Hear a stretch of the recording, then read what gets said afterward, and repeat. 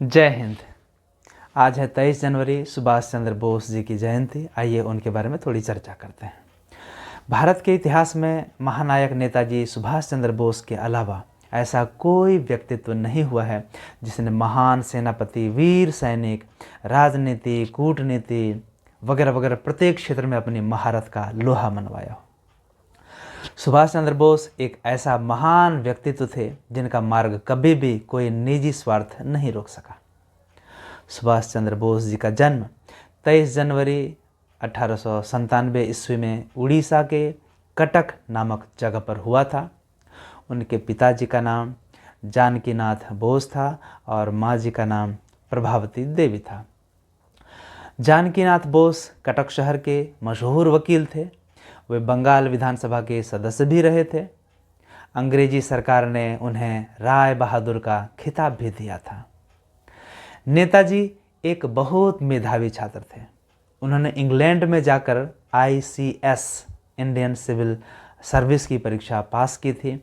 वे चाहते तो उच्च अधिकारी के पद पर आसीन हो सकते थे, लेकिन उनकी देशभक्ति की भावना उन्हें कुछ अलग करने के लिए प्रेरित कर रहे थे। उनके पिताजी ने उनको समझाते हुए कहा कि बड़ा अधिकारी बनने पर हजारों देशवासी तुम्हें नमन करेंगे, तुम्हें प्रणाम करेंगे। इस पर सुभाष बाबू ने कहा, मैं लोगों पर नहीं बल्कि उनके दिलों पर राज करना चाहता हूँ, उनका हृदय सम्राट बनना चाहता हूँ। बोस जी की नौकरी छोड़कर भारत आना ये बड़ा ही अच्छा रहा। वो नौकरी छोड़ करके लात मार करके वापस भारत आ गए। यहाँ पर उन्होंने गांधी जी से मुलाकात की और कांग्रेस से जुड़ गए। गांधी जी के प्रभाव वाली कांग्रेस कुछ समय में सुभाष चंद्र बोस जी के विचारों के प्रभाव में आ गई। इस बात से गांधी जी भी घबरा गए।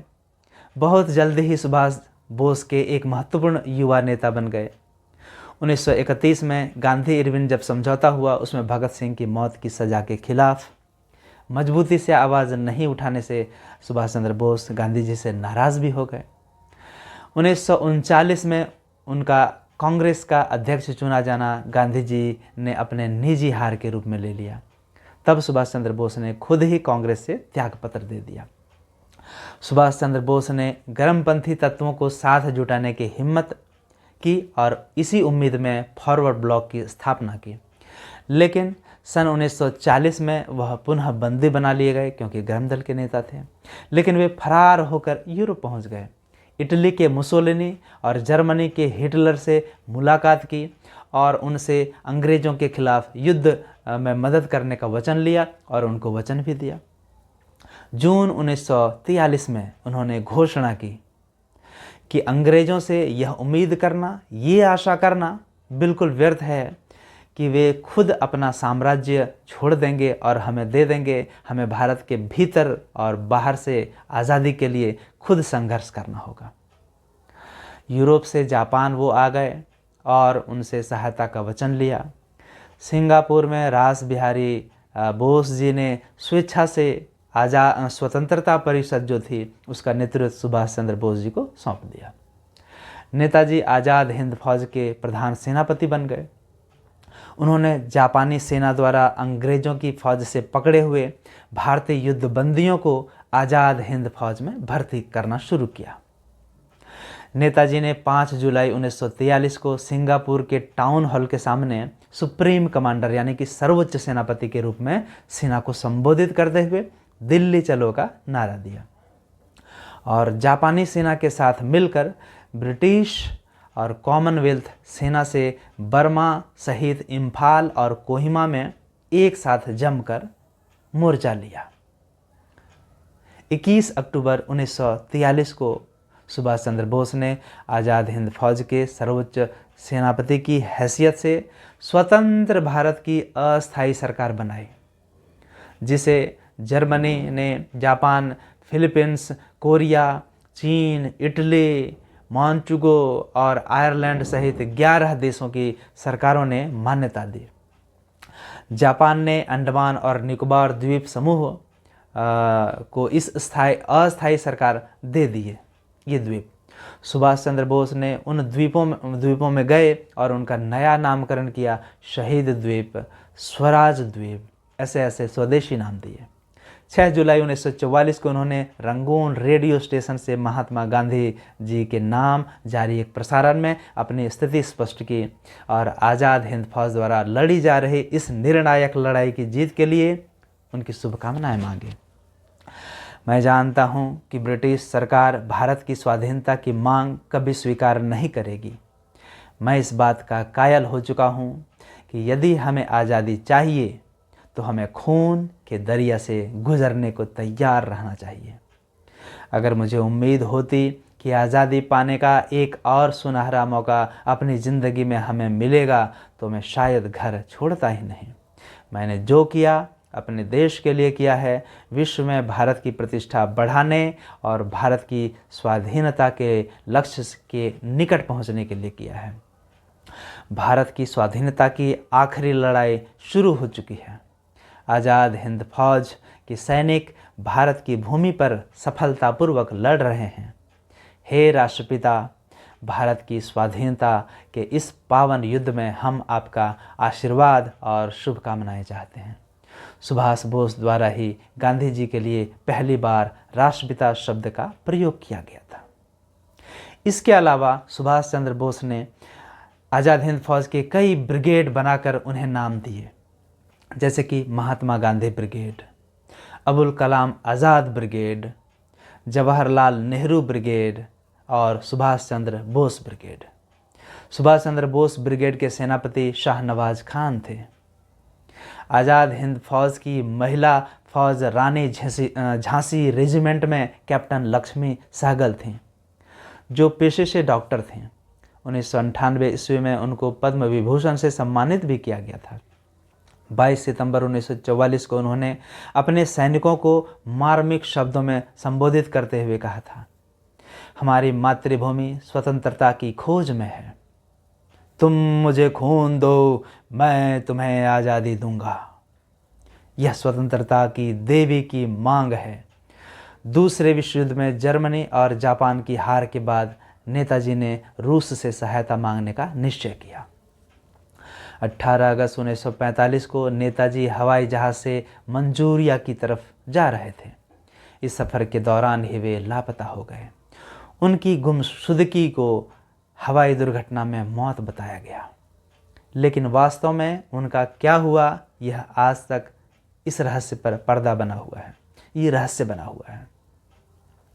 हवाई दुर्घटना में मौत वाली बात पर न अंग्रेज विश्वास करते थे और न ही भारतीय विश्वास करते थे। देश आज़ाद करते समय अंग्रेजों ने प्रमुख शर्त रखी थी कि सुभाष चंद्र बोस के मिलने पर उनको अंग्रेजों को सौंपना होगा। नेहरू जी और गांधी जी ने भी अंग्रेजों से यह आश्वासन लिया कि अंग्रेज देश को आज़ाद करने की घोषणा में किसी भी रूप में बोस का उल्लेख नहीं करेंगे। सुभाष चंद्र बोस के गायब होने में सबसे जो विश्वसनीय सिद्धांत या थ्योरी मानी जाती है वो ये है कि विश्व युद्ध में जर्मनी और जापान की हार के बाद सहायता के लिए वे रूस पहुँचे और रूसियों ने उनको सहायता करने के बजाय उनको बंदी बना लिया। रूस को लगा कि आज़ाद भारत में बोस के बजाय नेहरू से उनको ज़्यादा आर्थिक लाभ होगा और नेहरू की वजह से उनको आज़ाद नहीं किया। जय गुरुदेव और गुमनामी बाबा जैसे बाबाओं के भी बोस होने का दावा किया जाता रहा है, लेकिन उनके चाहने वालों के अलावा कोई इस पर विश्वास नहीं करता है। आधिकारिक रूप से 18 अगस्त 1945 को ताइवान की हवाई दुर्घटना में ही उनकी मृत्यु हो गई, ऐसा माना जाता है। हालांकि ताइवान का कहना है कि इस दिन वहां कोई हवाई दुर्घटना नहीं हुई थी। आज़ाद हिंद फौज के गिरफ्तार सैनिकों और अधिकारियों पर अंग्रेजी सरकार ने दिल्ली के लाल किले में नवंबर 1945 ईस्वी को झूठा मुकदमा चलाया और फौज के मुख्य सेनापति कर्नल सहगल, कर्नल शाहनवाज ढिल्लों एवं मेजर शाहनवाज खां पर राजद्रोह का आरोप लगाया। यहाँ यह गौर करने लायक बात है कि ये तीन में एक हिंदू थे, एक मुस्लिम और एक सिख थे।